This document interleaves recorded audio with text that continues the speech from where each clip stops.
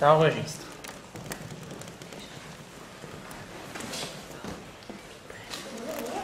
La semaine dernière, on a vu le début de la Tfila, qui, d'après le Harizal, dit qu'il faut prendre sur soi la mitzvah d'aimer son prochain comme soi-même, et on a expliqué pourquoi. Parce que la Tfila est comparée à l'offrande d'un korban, un sacrifice. Bon, il est connu que quand on fait un sacrifice, il ne faut absolument pas qu'il ait de problème de défaut physique. On appelle ça un moum. Or, étant donné que le peuple juif ne fait qu'un seul corps, donc si on a un conflit quelconque avec quelqu'un d'autre, on a une haine cachée ou dévoilée, ou même une animosité, c'est comme si on offrait un korban qui avait un moum. Comme si on offrait une bête qui avait un défaut, et automatiquement, le défaut fait que le sacrifice est refusé. Et donc, si quelqu'un s'engage dans la fila à demander des choses, à présenter des demandes à Dieu, s'il a un problème vis-à-vis de quelqu'un d'autre, en quelque sorte, la demande n'est même pas envisagée, quoi. Donc c'est pour ça qu'avant de prier, le Harizal, il dit que, c'est ramené dans plusieurs sortes de livres, c'est bien de prendre sur soi la mitzvah d'aimer son prochain comme soi-même, même si effectivement, concrètement, on n'est pas forcément capable de le réaliser, mais au moins on a pris sur soi, quoi. On a montré une bonne volonté vis-à-vis de cette mitzvah, de façon à ne pas fabriquer un animal abîmé, un animal qui a un moum. Et c'est tellement grave cette histoire, c'est tellement important, que si vous avez lu la Haftara de Shabbat Toldot, là-bas le prophète Malachi, il dit, vous vous plaignez, vous dites Ahavti etrem amar Hashem, vous vous plaignez en disant, toi Dieu tu dis que tu nous as aimés, tu nous as choisis, mais on voit que bien que tu nous aies choisis, soi-disant, entre guillemets, on voit que notre frère Esav, c'est lui qui a toujours toutes les brachot et nous non. Donc le prophète Malachi, il dit, si vous plaignez de cette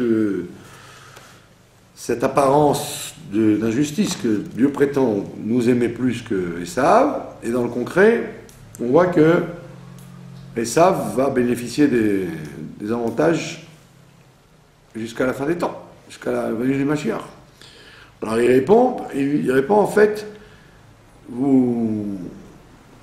votre argumentation n'est pas exacte parce que les Kohanim sont responsables, puisqu'ils ne se gênent pas d'offrir des korbanot qui ont des défauts, ils offrent des sacrifices qui ont des défauts, qui sont boiteux ou aveugles ou estropiés, et ils n'ont pas honte de les offrir. Donc il veut dire par là que la raison pour laquelle les nations, elles ont des bénédictions que nous, on n'a pas, alors que d'après la paracha de Toldot, c'est Yaakov qui avait toutes les brachot plus que son frère. Et si vous posez cette question, c'est parce qu'en fait, vous vous comportez avec moi comme vous ne l'auriez jamais fait si c'était un prince. Si c'était un prince, vous n'auriez jamais osé lui offrir des offrandes avec des défauts sur le visage ou sur les jambes.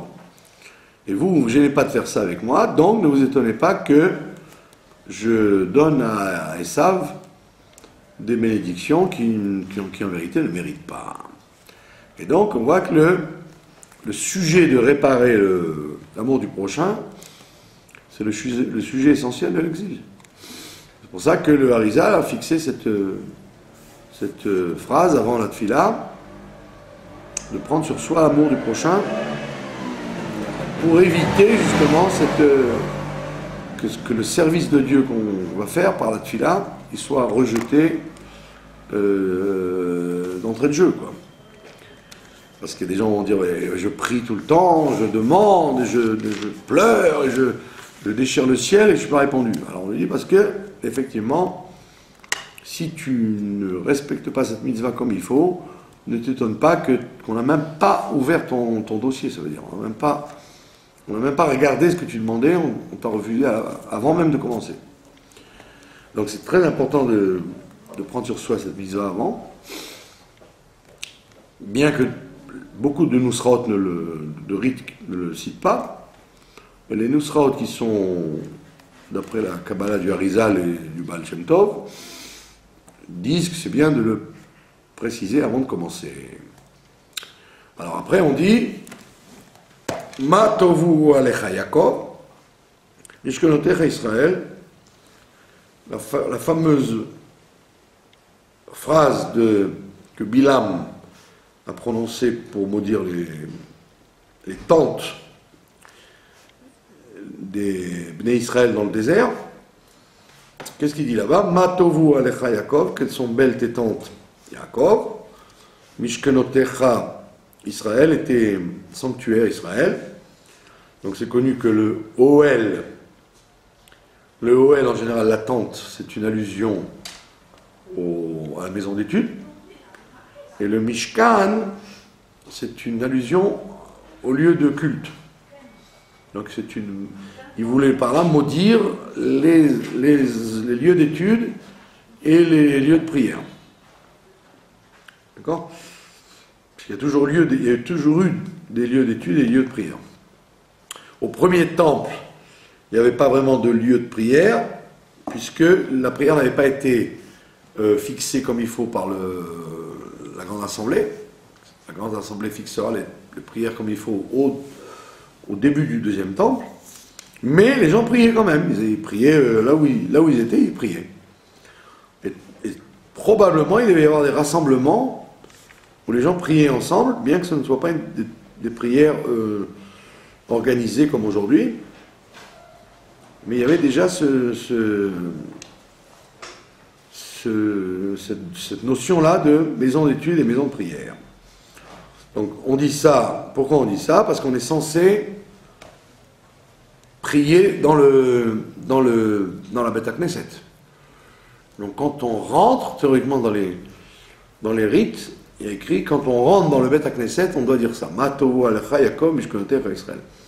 Évidemment, ceux qui prient en avance pour ne pas être en retard, des fois ils le disent dans la rue ou dans la maison, mais c'est pas une contradiction, puisque c'est mieux de le dire quand on rentre dans la Beth Knesset, mais si on n'y va pas ou si on n'y est pas, il n'y a pas de contradiction. Après on dit Va'ani berov chasdecha. Ça maintenant c'est un pasouk, c'est un verset des Mizmorim, des Teilim, des psaumes, comme d'ailleurs pratiquement toutes les tfilotes, si on regarde bien, ont une énorme base sur les psaumes de David. Soit c'est des psaumes entiers qu'on dit, soit ce sont des versets isolés. Mais toutes les prières, que ce soit de la semaine, Shabbat ou des fêtes, elles sont extraites elles sont tirées de phrases du roi David qu'on a extirpées d'un texte pour les mettre dans un autre contexte. Et ici, c'est ce qu'on fait ici, on dit Vani berov chasdecha, moi, berov chasdecha, du fait de ta grande bonté, avo betecha, je viendrai dans ta maison.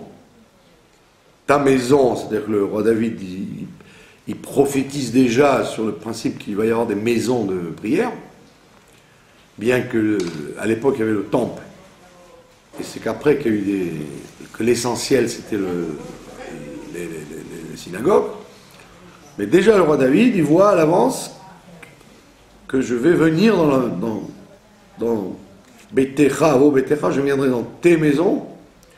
Il n'y a pas écrit Beitecha, c'est écrit Beitecha, avec un Sheva sous le tav, j'aurais dit, je viendrai dans ta maison. Mais du fait qu'il y a écrit avec un Ségol sous le tav, donc on sait que c'est un pluriel, Beitecha, tes maisons. Je viendrai dans tes maisons, Eshtachavei, et je me prosternerai, Elechal Kotshecha, dans le sanctuaire de ce qui est sacré, Beiratecha, en ayant la crainte pour toi. Donc ça veut dire qu'on donne tout de suite le ton, que quand on rentre dans une synagogue, il faut avoir une crainte de l'endroit dans lequel on se trouve, puisqu'on sait très bien que dès qu'une synagogue a été utilisée, dès qu'il y a eu un office qui a été déjà fait dans cette synagogue, elle prend une sainteté qui ne s'en va jamais plus. Les murs de la synagogue sont imprégnés de la prière qui a eu lieu. Et donc il y a une crainte à avoir, puisque du fait qu'il y a 10 personnes qui sont rentrées, qui ont prié dans cet endroit, ils ont fait arriver la présence de Dieu. Et donc cette présence de Dieu ne se retire plus. Dès qu'elle rentre, elle ne repart plus. Et donc on doit être saisi théoriquement de crainte. C'est pour ça que dans une synagogue, théoriquement, on ne devrait pas ni manger, ni boire, ni dormir, ni parler de choses profanes, ni même faire des calculs, sauf si c'est des calculs qui concernent les frais de la synagogue. Et quand on devrait être pris d'une crainte révérentielle. À tel point qu'il y a écrit dans le Midrash que si vous respectez mes petits sanctuaires, je vous montrerai mon grand sanctuaire. Ça veut dire que le bon Dieu nous dit, si vous avez un respect pour les synagogues où qu'elles soient, je vous promets que je vous reconstruirai le temple. Donc ça veut dire qu'il y a quelque part un problème là-dessus, puisque si le temple n'a pas été reconstruit, c'est qu'il y a un manque de crainte de la synagogue. Et c'est ce qui s'est passé d'ailleurs pendant la Shoah, pendant la guerre, la Deuxième Guerre mondiale. Énormément de synagogues d'Europe ont été détruites entièrement. Et dans les pays séfarades, pratiquement aucune synagogue n'a été touchée. Alors ils avaient demandé au rabbi de Gour, qui était quand même une sommité, pour quelle raison?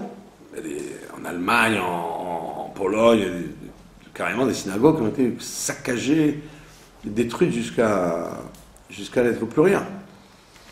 Alors que dans les pays orientaux, même les endroits où les Allemands sont arrivés, les synagogues sont restées. Alors il a expliqué tout simplement parce que les séfarades respectaient beaucoup plus la synagogue, les enfants, les adultes et les gens, qu'en Europe, où les gens parlaient, faisaient leurs calculs, il y avait un aspect un peu foire, un peu bourse dans la synagogue. Je vais raconter une anecdote sans trop préciser pour ne pas que les gens situent la synagogue dont je parle. Il y avait une synagogue dans Paris, Ashkenaz, chassidique comme ça, et il y avait un ami à moi qui lisait la Torah toutes les semaines. Et puis une semaine, il me dit « Oh, je n'ai rien préparé, je ne sais pas comment je vais lire, j'ai pas préparé du tout la lecture. » Alors je lui ai dit « Tu veux que je reste pour t'aider, pour te souffler quoi ?» Il me dit « T'inquiète pas, même si je lis une autre paracha, ils ne se rendront même pas compte tellement ils font du bruit. » Effectivement, c'était vous seriez cru à Wall Street, vous voyez, au moment où où il y a les actions qui montent et qui descendent. C'était effrayant, quoi. Donc je ne veux pas dire quelle synagogue il s'agit, bien évidemment, mais pour vous dire que, alors que chez les séfarades, jusqu'à aujourd'hui, on voit effectivement que les séfarades, ils sont très respectueux, que les enfants ne crient pas, que les gens ne parlent pas, que les gens ne suivent avec le livre, etc. Et donc, le rabbi de Gour a dit que c'était à cause de ça que, comme les synagogues n'étaient pas respectées, que les Allemands les ont détruites. Alors vous voyez bien qu'il y a des synagogues particulières en Europe qui n'ont pas osé toucher. C'est la synagogue du Rama à Cracovie, la synagogue du Maral de Prague à Prague. Il y a des synagogues où il y avait des tzadikim qui ont prié et les Allemands, même quand ils ont voulu les détruire, ils n'ont même pas osé approcher. Parce que ça veut dire que, alors que malheureusement en Allemagne, en Autriche, dans les pays où il y avait beaucoup de laisser aller, quoi. La nuit de cristal, par exemple, dans la nuit de cristal, ils ont détruit des centaines de synagogues. Donc ça demande une interrogation. Il faut se dire, si on n'a pas le respect de la révérentielle, il te dit, je m'approcherai, je me prosternerai avec crainte de ton sanctuaire. Ça veut dire qu'il faut, quand on rentre dans la synagogue, il faudrait trembler, quoi. Savoir que la présence de Dieu se trouve là. Il y a des gens d'ailleurs, comme moi je prie toujours du côté, face à la porte, donc je vois les gens passer dans la rue, ben vous voyez toujours les vieilles dames ou les vieux messieurs, particulièrement chez les séfarades, quand ils se mettent devant la porte, ils restent de loin et ils ont une crainte, alors que vous voyez les autres gens qui rentrent, ça va, comment ça va vous voyez. Donc tout de suite vous savez que les gens ils ont un respect craintif de la synagogue. Ça veut dire que c'est un truc qu'on doit ancrer dans le prénom des enfants. Il ne faut pas que les enfants ils sentent qu'ils vont à la synagogue pour jouer, quoi. Il faut qu'ils sentent que quand ils vont à la synagogue, c'est un endroit de...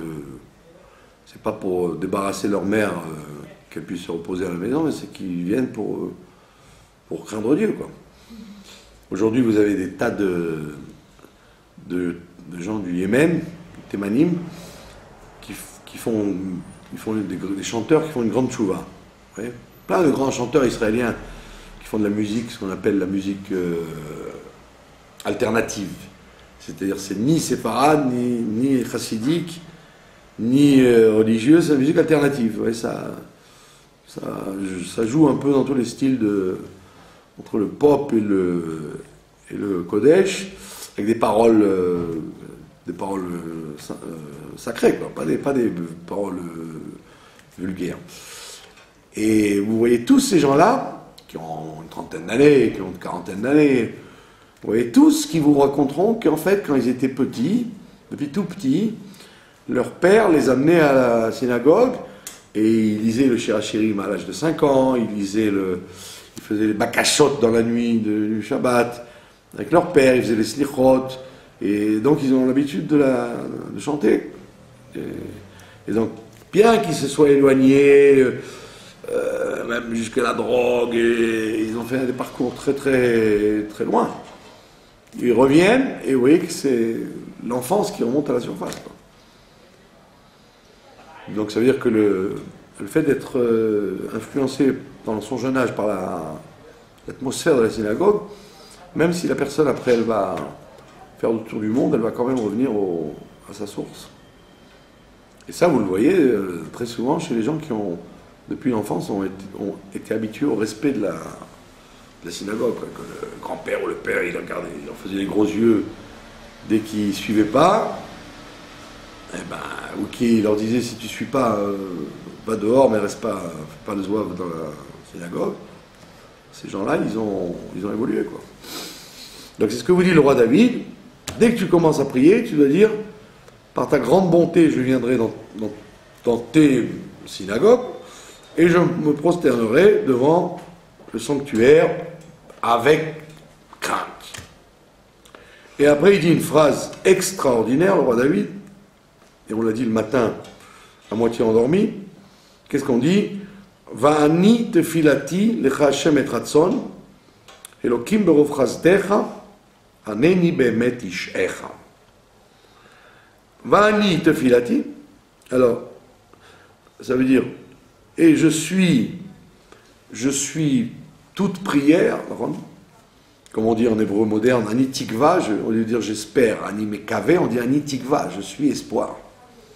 Donc au niveau littéraire, ça s'expliquerait comme ça.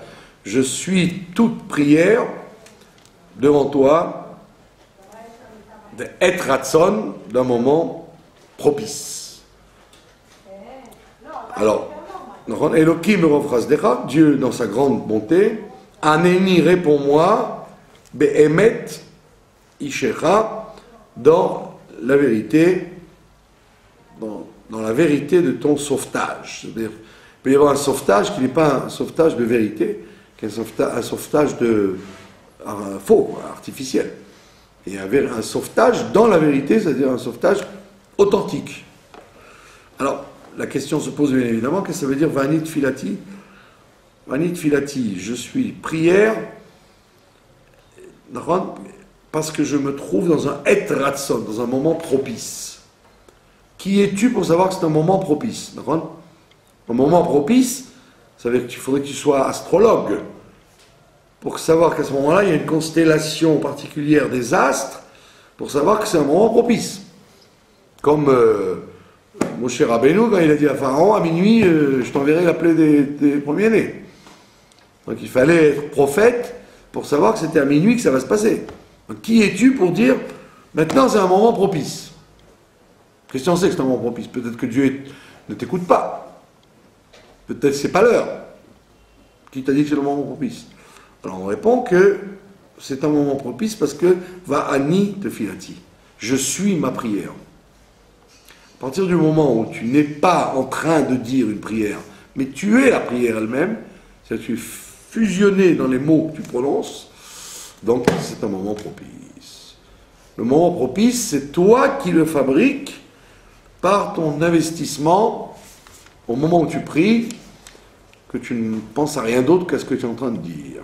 Donc, Va'ani, moi, qui suis-je, moi? Tefilati, je suis ma prière. Ouais. Les Havdil, si on peut dire, sans comparaison aucune, c'est comme un grand acteur. Un grand acteur, vous avez des acteurs qui récitent leur rôle, vous voyez bien qu'ils répètent ce qu'on leur a dit de dire. Quoi. Des mauvais acteurs, ils répètent ce qu'on leur a dit de dire. Un bon acteur, quand il dit son texte, vous avez l'impression que c'est lui qui l'invente à ce moment-là. Quoi. Il est ce qu'il est en train de dire. D'accord? Vous voyez Jean Gabin en train de dire Michel Audiard, vous avez l'impression que c'est lui qui a inventé ces paroles à ce moment-là. Ben, qu'est-ce que tu crois? Vous avez l'impression, comme Sarah Bernard, qui déclamait sur la scène, vous aviez l'impression qu'elle a inventé les mots à ce moment-là. Vous avez oublié qu'ils ont appris, c'est des heures à apprendre, le texte, ils sont le texte. À tel point que vous ne dites pas, elle récite bien. Non, elle récite pas du tout, c'est elle qui parle. L'acteur parle, il n'est pas en train de répéter un texte, c'est son texte à lui. À tel point qu'on oublie qu'il a écrit le texte. Vous avez compris? Donc c'est ce qu'il te dit là. Les mots que tu vas prononcer, ils ne sont pas de toi. C'est le roi David qui les a écrits, ou les poètes du Moyen-Âge, ou les gens de la Grande Assemblée. Et donc toi, tu vas camper un personnage qui consiste à dire ce mot-là. Alors, je veux, quand je vais t'entendre, m'imaginer que c'est comme si tu improvisais. Tu disais cette phrase comme si c'était toi qui venais de l'écrire. C'est-à-dire que tu deviens ta fille là, quoi. Et ici, c'est comme ça. C'est un moment propice. Sinon, tu ne peux jamais savoir quand il y a un moment propice. Donc évidemment, c'est ce qu'on appelle dans la chassidoute avodat atfila. C'est un travail particulier qui consiste à prier. Le plus dur, c'est de savoir prier. Savoir étudier, c'est moins difficile que savoir prier. Parce que dans l'étude, il n'y a que votre cerveau qui est impliqué, alors que dans votre prière, c'est tout votre corps, tout votre être qui est en train de se noyer dans ce qu'il est en train de dire. Donc c'est un travail extrêmement difficile. Il y avait une histoire du Admor Azaken qui est arrivé à... Il avait été chez le Admor Azaken, quand il était jeune, très jeune, il avait une hésitation. Il s'est demandé s'il devait aller à Vilna, chez le Gaon, pour apprendre la Torah, mieux, ou à Mezrich, chez l'élève du Baal Shem Tov, le Maguid, pour apprendre la prière. Et il s'est tâté avec son ami, qu'est-ce qu'on fait? On va à Vilna pour apprendre, ou on va à Mezrich pour prier? Et bien, sauf, son âme chassidique s'étant réveillée, il a décidé d'aller à Mezrich, parce qu'il a dit, étudier, je sais déjà étudier, c'est vrai qu'il savait étudier, il était connu comme un Gaon déjà dans le monde juif, mais il a dit, savoir prier, ça, je ne sais pas prier, il faut que j'apprenne le métier de prier. Et donc, il a été chez le Maguid. Et un jour, en allant au deuxième voyage qu'il a fait chez le Maguid, il est rentré dans une auberge. Il a demandé à l'aubergiste, qui était un juif, quoi, et il ouvrait une chambre pour être tout seul pour pouvoir prier. L'autre, il lui a dit, bah, pas de problème, il lui a donné une chambre. Et il lui a donné une chambre, et il était tellement enfermé dans sa chambre que l'aubergiste a fermé la porte à clé en croyant qu'elle était inoccupée. Et l'autre, Admor Azaken, ne s'est même pas rendu compte que la porte était fermée à clé, tellement il était pris dans sa prière. Mais qu'est-ce qui s'est passé? Il y avait une fila tellement concentrée que l'aubergiste voit du sang, un ruisseau de sang qui coule à travers la porte. Alors évidemment, il s'inquiète. Il tape à la porte, inquiet, et il voit le Admor Azaken en sang. Tellement il priait, il saignait, quoi. Je ne sais pas si c'est du nez, de la bouche, des oreilles, il saignait. Tellement qu'il saignait que ça coulait dehors. Il lui dit, mais qu'est-ce que vous faites? Il dit, qu'est-ce que vous faites? Vous ne vous rendez même pas compte que vous saignez? Alors le Admor Azaken, il dit, j'ai appris à faire la tfila chez le Maguid, et donc j'ai tellement bien appris que je ne me rends plus compte de rien. Que quand il prie, il n'est plus là, quoi. Alors l'histoire raconte évidemment que l'autre a pris ses clics et ses claques, il est parti aussi chez le Maguid, et il est devenu un chassid du Maguid. Donc bon, évidemment, il ne faut pas s'illusionner sur notre niveau à nous, à levaille qu'on passe à 10% de ce qu'on dit, mais ça veut dire que pendant des siècles, il y avait des gens qui se donnaient à fond dans la tfila, quoi. Et la chassidoute, elle met beaucoup l'accent là-dessus, que la tfila, c'est l'essentiel, quoi. Ça veut dire que tu es fusionné avec Dieu, quoi. C'est la méditation.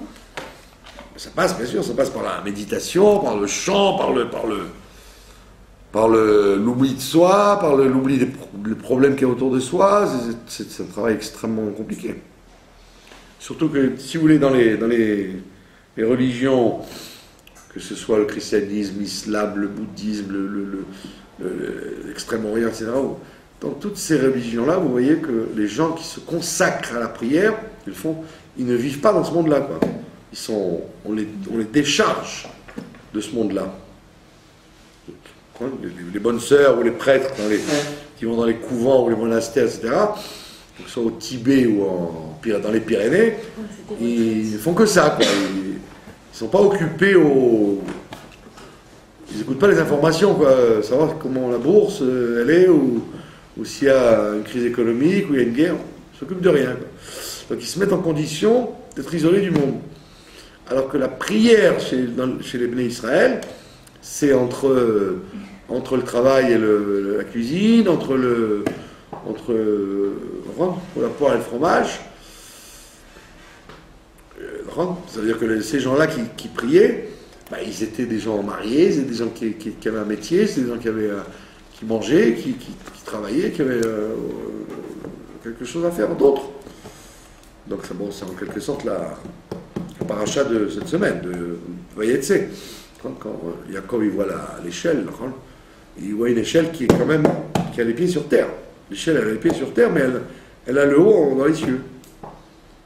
Donc, alors ce que ne sont pas capables de faire les goïms. Les goïms, s'ils deviennent des gens de prière, ben, ils ne font que ça. Vous ne pouvez pas leur demander d'être en même temps, d'aller aux prises uniques faire leurs courses et puis après faire une méditation de la tefila. Ça n'existe pas chez les goïms. Quelle que soit la tradition. Alors que chez nous, c'est fréquent, quoi. Le juif, vendredi soir, il fait sa prière, puis après, il va faire le kidouche, il va manger. Il redescend sur terre, quoi, sans arrêt. Donc, le roi David te dit, Va'ani tefilati. Si tu veux que ce moment-là soit un moment de propice, où Dieu t'écoute, tu dois être complètement engagé là-dedans. Donc, ce qui est vraiment un très très gros travail que pas beaucoup de gens n'arrivent à faire. Voilà, une fois qu'on a dit ces phrases-là, donc c'est en quelque sorte c'est l'introduction, quoi. L'introduction à la prière, on te dit, mets-toi en condition pour dire que l'endroit où tu es, tu dois avoir une crainte révérentielle de la synagogue où tu viens de rentrer, et les mots que tu vas prononcer, tu dois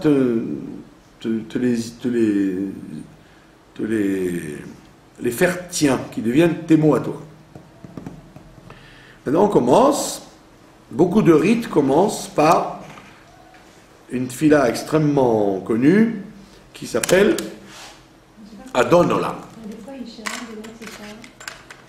Emet ish echa, c'est-à-dire dans la vérité de ton sauvetage. Ish echa, ça veut dire tu es sho'e, c'est tu me regardes, tu me réponds, tu me sauves, tu t'intéresses à moi, quoi. Comme on voit avec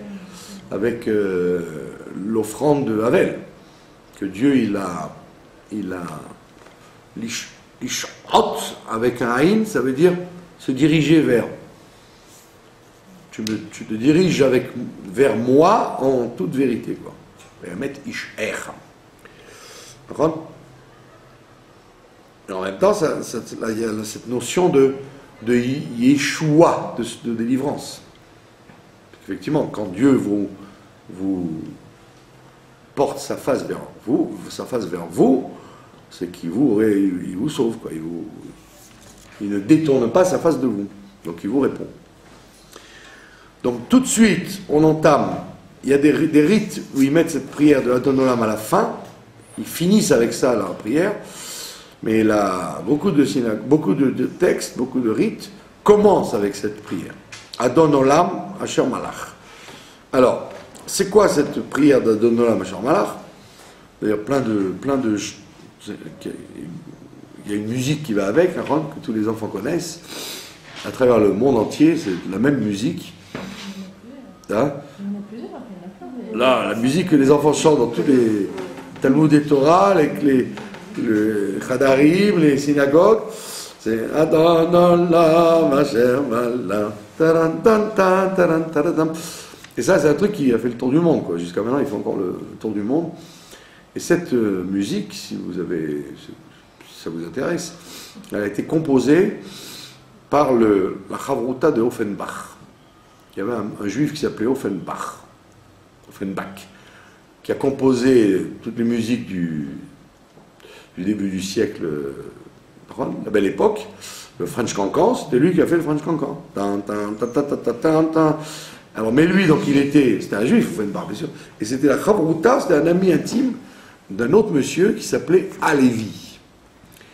Alors, Offenbach, il était très assimilé, donc il a plutôt donné dans le French Cancan, la musique de la belle époque, avec tout ce que ça implique de légèreté et de faire semblant de ne pas voir la première guerre qui arrive, etc.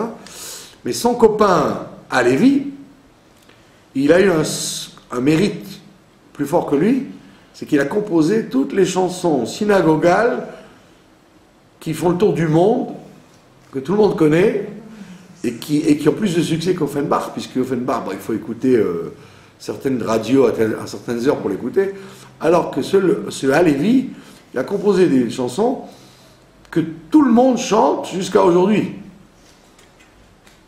Que ce soit les petits-enfants, les filles, les vieux, les grands, dans les synagogues, chez les séfarades, chez les chassidim, il a eu un mérite énorme. Un mérite énorme. Je ne vais pas vous faire le récital des chansons de Halevi, mais toutes les chansons que vous connaissez des synagogues, que vous retenez surtout à cause de la musique, c'est lui qui les a composées, y compris le fameux Birkat Amazon, que tout le monde connaît depuis qu'il est môme. Ça vient de lui, tous ces trucs-là.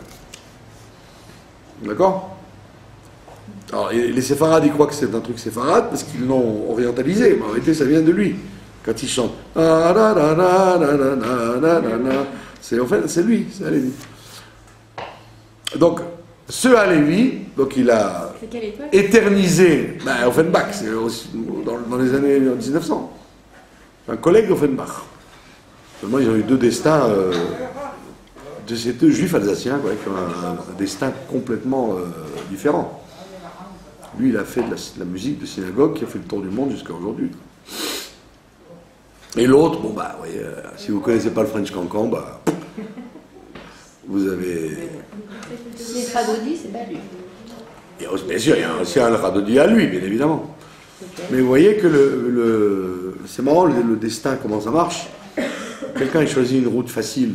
Alors, évidemment, dans les années 1900, il y avait plus de gens qui allaient écouter le French Cancan qu'à Lévis, à la Victoire. Mais alors qu'aujourd'hui, moi je vois des enfants dans les Talmuds des Torahs de Jérusalem qui chantent des chansons et c'est de lui, quoi.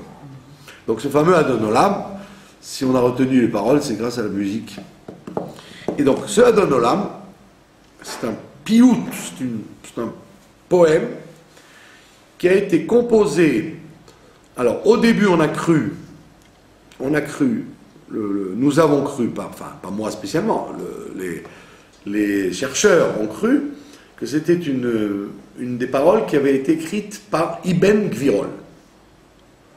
Ibn Gvirol, un des poètes du Moyen-Âge en Espagne. Oui, vous connaissez le Jérusalem, dans chaque quartier, il y a des noms en fonction d'une connivence entre les rues. Donc il y a un quartier qui est à côté de la grande synagogue, vous avez tous les noms des grands poètes du Moyen-Âge. Ibn Shaprout, Ibn Gvirol, le Ramban, c'est évidemment, il a mis le Ramban,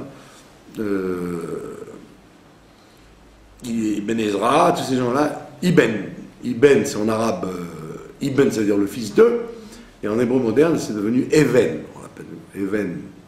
Donc Ibn Gvirol aurait composé ce piout, en plus des slichot qu'il a écrites et des grandes chansons qu'il a écrites. Mais ils se sont rendus compte, les chercheurs, qu'en vérité, c'était bien avant Ibn Gvirol. Ibn Gvirol vivait au Moyen-Âge en Espagne, alors qu'à l'origine, ce piout aurait été écrit par Rav Hai Gaon. Donc c'était en Mésopotamie au Xe siècle, avant Rashi. Autant des Géonim, autant des Géonim. Et ce serait plus sûr que... Donc ce serait Ibn Gvirol qui l'aurait réactualisé 5 siècles après, mais il aurait été écrit déjà, donc c'est un piout qui aurait plus de 1000 ans, quoi, avant Rashi.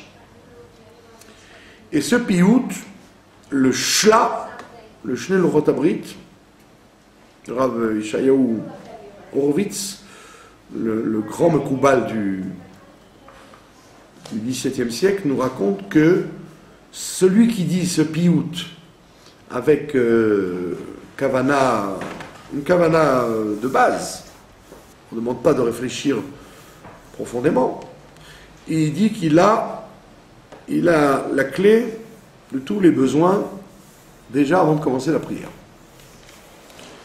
Il dit, ce piout-là, il faut le dire avec intensité le jour de Rosh Hashanah, mais quand on le dit tous les jours, on est répondu parce qu'il ouvre l'esprit.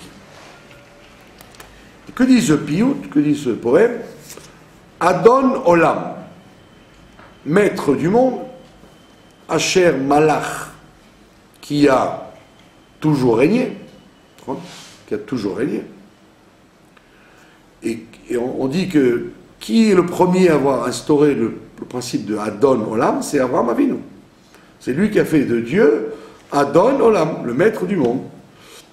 Comme il a dit à Eliezer, quand il lui fait promettre de bien faire sa mission, il lui dit quand j'ai commencé mon travail, Dieu il était le Dieu en haut et le monde marchait tout seul ici.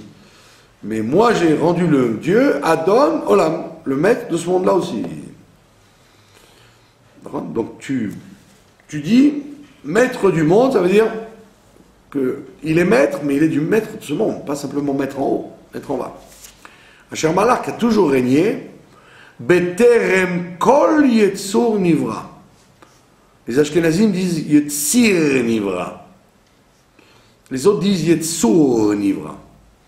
Beterem, ça veut dire avant que. Beterem, ça veut dire avant que. Kol Yetzur Nivra, qu'avant que toute création, toute formation, Nivra ait été créée. D'accord? Ça veut dire qu'on précise que ce Adon Olam, il a toujours été là, quoi. D'accord? Avant le temps, avant la création. Le Ait Naasa Bechefzo Kol, il a tout fabriqué Bechefzo comme il a voulu. Kol, il a tout fabriqué comme il a voulu. D'accord? Ça veut dire qu'il y a il n'y a pas simplement une création globale, mais il y a une création particulière et réfléchie, quoi. Si la rose est rose, c'est parce que Dieu veut qu'elle soit de cette couleur-là, et avec cette forme-là, etc. Il y a une volonté, pas simplement de création, mais il y a une volonté dans chaque détail, que chaque détail soit comme il est. D'accord? Il y a pas simplement une providence, mais il y a une texture à chaque chose comme Dieu veut qu'elle soit. D'accord? Azaï Melech Shmonikra. Depuis ce temps-là déjà, son nom était appelé comme roi.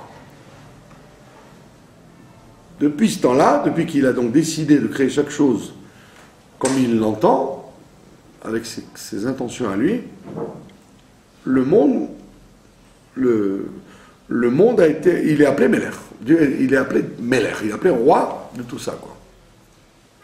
Roi, ça veut dire dirigeant, quoi. Ve'acharei kichlot hakol, et après que ne disparaisse le tout,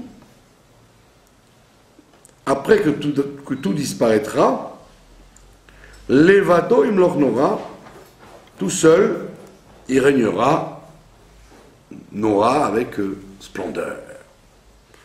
Donc là, il fait une allusion, si vous voulez, à ce que le Rambam est obligé d'expliquer dans le Guide des Égarés, dans le Moré, que les gens du Moyen-Âge donnaient à comprendre que le monde allait être détruit un jour. Puisqu'il dit, après que tout sera détruit, il sera quand même, il régnera encore. Ça veut dire que il a régné avant, il régnera après. Donc ça veut dire que d'après ça, on aurait l'impression que le monde va disparaître à un moment donné. D'accord? Alors le Rambam est obligé pour éviter l'erreur, de nous expliquer qu'il ne s'agit pas d'une disparition physique, il s'agit d'une disparition au sens de l'anonymat. Quand vous avez une table, la présence de Dieu est anonyme. Vous croyez qu'il y a une présence de Dieu dans la table, mais vous ne la voyez pas. Vous voyez que la table. Alors que qu'est-ce qu'on appelle que le monde va disparaître? C'est-à-dire qu'au moment où ma chère viendra, vous ne verrez plus une table, vous verrez la parole de Dieu qu'il y a dedans. Donc c'est comme si vous avez fait disparaître la matérialité de la table, quoi. Vous ne lui gardez que le divin qui est en elle. C'est ça ce qu'on appelle que le monde disparaîtra. Et non pas, comme les gens ont cru, qu'il y aurait une disparition réelle. C'est le Rambam explique ça dans le Guide des Égarés pour dire ce serait absurde de penser que le bon Dieu s'amuse, quoi. Il fait un truc et puis après il arrête. S'il a créé quelque chose, c'est pour le laisser. C'est pas pour le détruire après, c'est pas un jeu. Ah, vous allez dire, mais pourtant le Midrash nous dit bien que Dieu a créé des mondes et les a détruits, les a créés, les a détruits, les a créés, les a détruits, jusqu'à ce qu'on arrive à ce monde-là. Alors vous voyez bien que ça existe, cette notion que Dieu crée des choses et il les détruit. Ah non! Alors les commentateurs disent pas du tout. C'est pas qu'il les a créés réellement et détruits réellement. Il les a créés dans un brouillon. Il y avait une tentative. Il a fait un brouillon, comme un architecte ou un peintre, qui fait un brouillon sur un papier comme ça, et puis après il jette le papier. Donc, il n'avait aucune intention de garder ce brouillon. D'accord? Donc, en quelque sorte, Dieu aurait créé en lui des tentatives de monde, et le brouillon ne lui a pas convenu, il les a jetés pour en arriver au monde définitif qui est celui-là. Ce qui correspond à ce qu'il a dit au début, que tout a été prévu comme il veut. Vous suivez ou pas? Et les Baalei Moussar, ils disent, qu'est-ce que c'est que ce midrash là, de dire que Dieu crée des mondes et les détruit pour nous?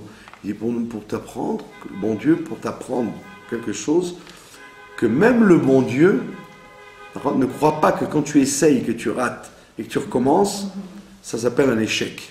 Dieu lui-même a fait ça. Ils disent que ne crois pas que tu es un idiot parce que tu as tenté et que tu as raté. Même quand tu tentes, c'est le début de la réussite. Avoir un brouillon, et après, avoir un brouillon, c'est la première étape pour arriver à la perfection. Et donc, c'est pas un échec, c'est le début de la perfection. Et Dieu veut t'apprendre ça.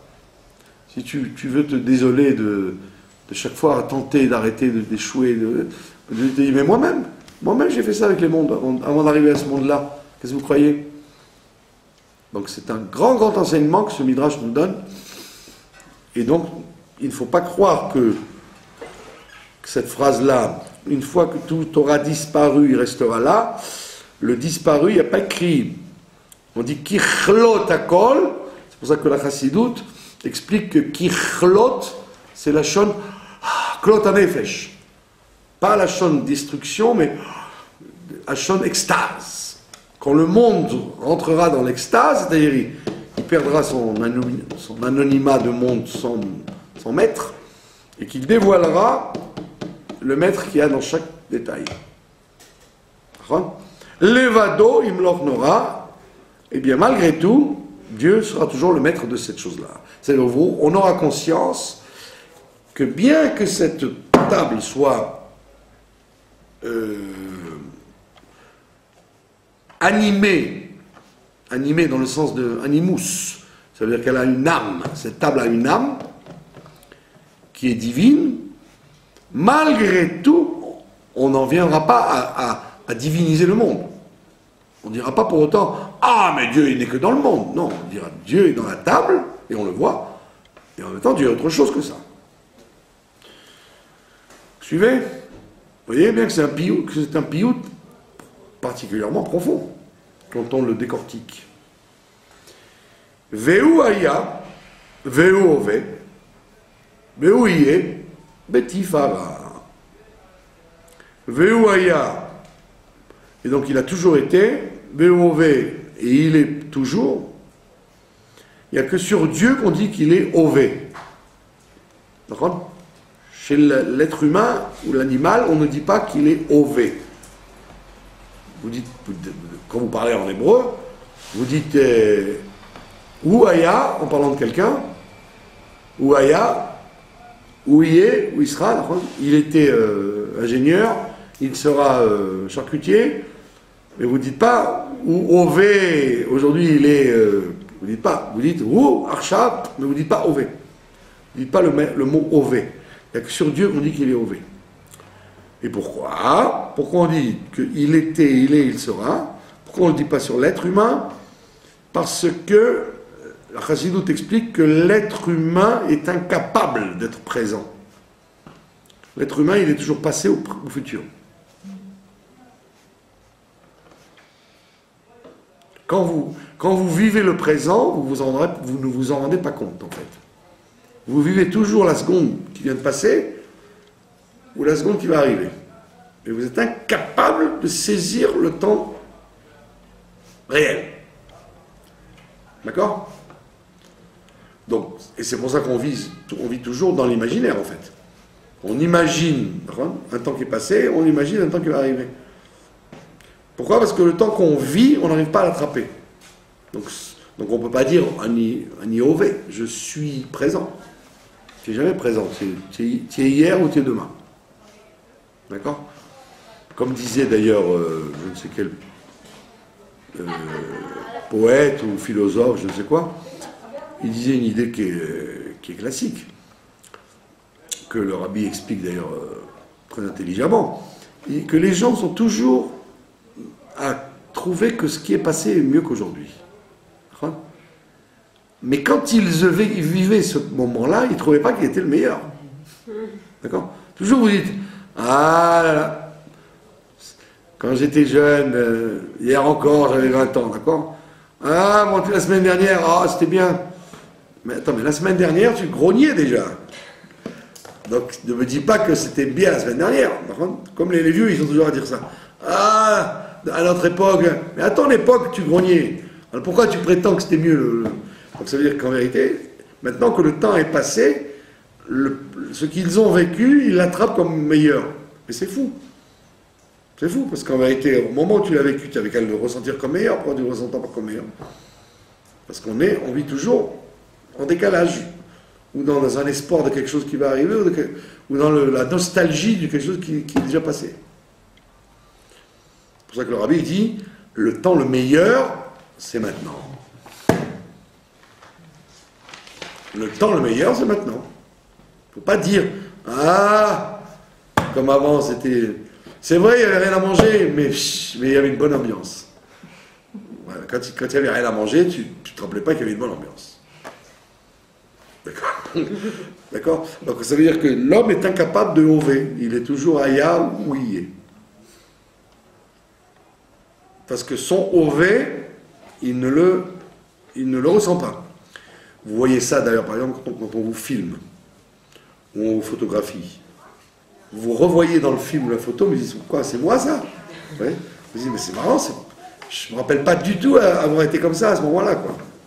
Parce que vous voyez, alors qu'au moment où vous étiez, et le film ne trahit pas, il vous a filmé, il vous a vraiment pris.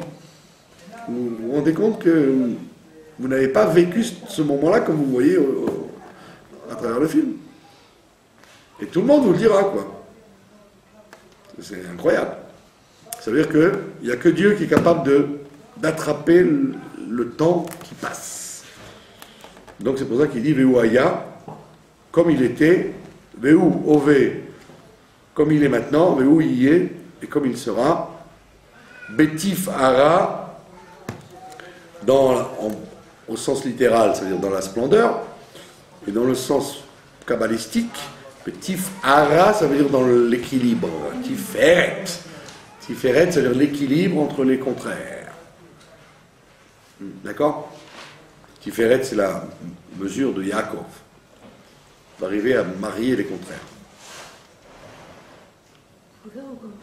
Pardon?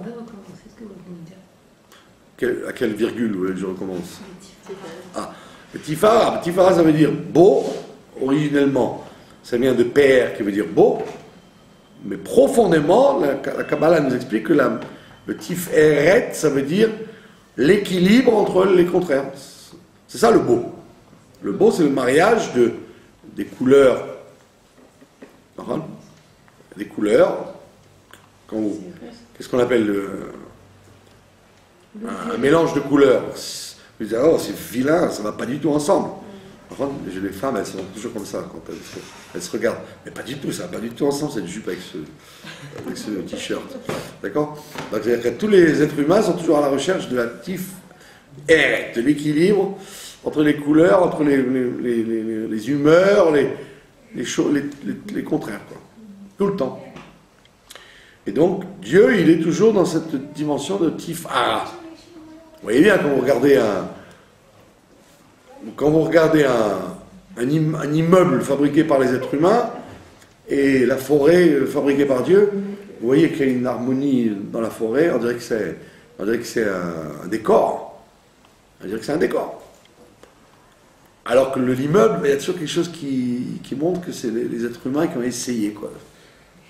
Donc le tif'ara, ça veut dire l'équilibre. Et ça, c'est très difficile d'arriver à ça, quoi. D'accord? De ne pas être trop ni trop peu.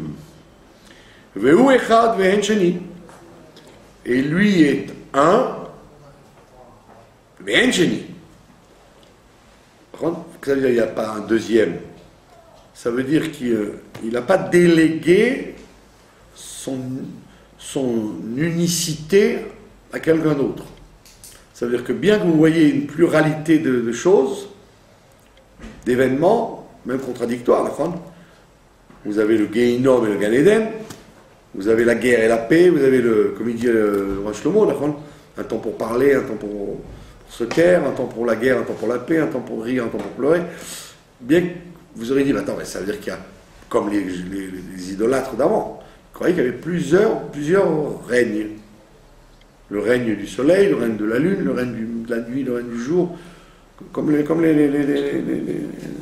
Indiens là-bas, les hindous plutôt. Le zen, le blanc et le noir, le yin et le yang. Il te dit non, tout ça c'est lui. Vous echad, il est un, il n'y a pas deux. Il n'y a pas un deuxième avec lui. D'accord? Il n'y a pas un deuxième domaine, il n'y a que lui. Moi, je me suis toujours demandé, effectivement, je vais vous paraître comment on appelle ça, un renégat, pire qu'un renégat, un apicoros, je ne sais pas comment on dit. Mais en réalité, je comprends très bien. Quand les chrétiens vous disent, ou les brahmistes, ils vous disent qu'il y a deux domaines. Il y a deux domaines. Il y a deux réchouillottes. Comme vous disent les chrétiens dans leur tradition, il y a Dieu et le diable. Il y a le Satan et le truc. Donc quand vous lisez ça comme ça superficiellement, vous dites, oh, qui sont bêtes. Qui sont bêtes? Mais non, Dieu est Hachem Echad, c'est évident qu'Hachem Echad. D'accord? Mais quand vous prenez un peu d'expérience dans la vie, où vous voyez comment la galoute se conduit, et vous dites, attends, mais où est Dieu dans l'affaire? Vous avez l'impression qu'il y a un deuxième, un concurrent qui lui fait la guerre, quoi. Et quand vous vivez, surtout nous qui vivons, qui avons vu la Shoah, qui avons vu des tas de trucs, attendez, mais attends, on dirait qu'il y a deux réchouillottes. On dirait qu'il y a le bon Dieu qui à certains moments est ligoté par un autre diable avec des cordes qui fait la pluie et le beau temps, quoi. Et c'est pour ça qu'on te dit, non, attention, c'est vrai que tes yeux voient ça, mais fais très attention qu'en réalité, c'est lui-même qui dirige cet aspect que tu vois d'être le contraire de ce que lui est et ce qu'il veut. Est-ce qu'on peut dire qu'il y a quand même deux points? Il y a quand même deux points, mais il n'y a qu'une ligne. Le bien et le mal. D'accord, oui. Il y a le bien et il y a le mal, comme vous dites, mais en vérité, il y a un patron à ce bien et ce mal. C'est une ligne, quoi. Mais Vadaï, c'est ce qu'il vous dit là. Ve'hu echad ve'en sheni. Il te dit, il est un et il n'y a pas un deuxième. Echad, ça veut dire il est echad. C'est-à-dire tout cela est unifié. Même si tes yeux ne voient pas qui c'est qui joue des marionnettes, c'est quand même le même personnage. Et est-ce qu'on Donc il est en train de vous expliquer ce que j'ai dit de Renégat, qui effectivement, où est la supériorité du bien sur le mal? Vous avez l'impression que c'est toujours un combat et que c'est jamais gagné pour le bien, quoi. C'est un bras de fer. Pardon? Pourquoi il nous laisse croire ça? Ben, vous lui demanderez quand nous verrons à la fin du film, nous comprendrons pourquoi il vous laisse croire ça. Et est-ce qu'on peut dire que dans ce monde-là, tout est binaire? On peut dire que tout est binaire? Ben oui, tout est binaire. C'est pour ça qu'on te dit, tout est binaire, mais sache qu'en vérité, ça commence par un bête. La Torah, le monde commence par un bête, mais la réalité, c'est Hanochi, c'est Aleph. Donc tu dois supprimer cette vision que tu as de la dualité et de comprendre qu'en vérité, il y a un patron à tout ça. C'est très difficile. D'accord? C'est très difficile d'accepter, de dire que Dieu est dans toutes les choses qui vous dérangent. Et pourtant, là, il nous apprend ça. Leam Shillo, d'accord? Pour Leam Shillo, pour qu'il soit le dirigeant, d'accord? Learbira, pour fixer toutes les choses comme il veut les fixer. Blireshi, bon, on est obligé de s'arrêter là parce que on a fini le cours, et vous voyez que c'est un piout qui n'est pas du tout simple. Et quand on le chante dans les écoles, on a l'impression que c'est gentillet, mais en réalité c'est extrêmement profond. Voilà, je vous remercie de votre attention.